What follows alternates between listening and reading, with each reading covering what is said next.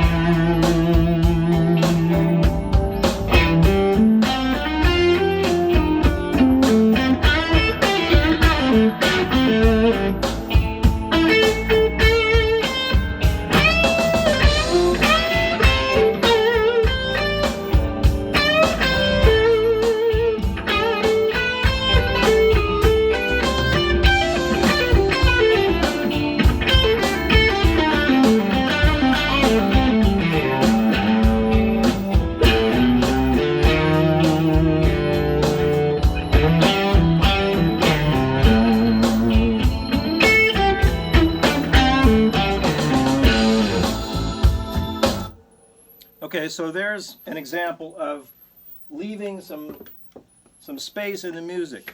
And the reason that you want to do this is because listeners only have a certain amount of ability to follow you, especially if they're not musicians. And most listeners are not musicians.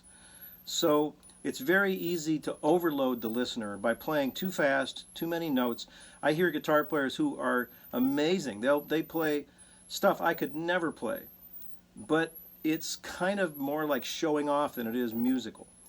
So my idea is to play something that is meaningful to the listener, then rest, give the listener a chance to take that in, process it, and then play the next thing. So that you don't just get this look that we used to call, in one band I was in, we called it trout face. It was where people were looking at the stage and they didn't understand what we were doing. I'd like to avoid that if possible. So the idea being, feed the audience in digestible amounts. Play something, and also you can sense if you're losing the audience. You can feel it if you're starting to play beyond their ability to understand. You will, if you're careful and if you're listening, you will sense when they're starting to tune out. And then you know you've lost them, and you have to kind of go back and recapture them. So this is a constant battle for electric guitar players. It's a constant battle for me. I think I've conquered it to some degree. I still overplay from time to time, but the times when I'm playing the best is when I am leaving room for the listener to digest the music. That's it for now. I hope you guys are well. Stay out of trouble. Stay safe. And black lives do matter.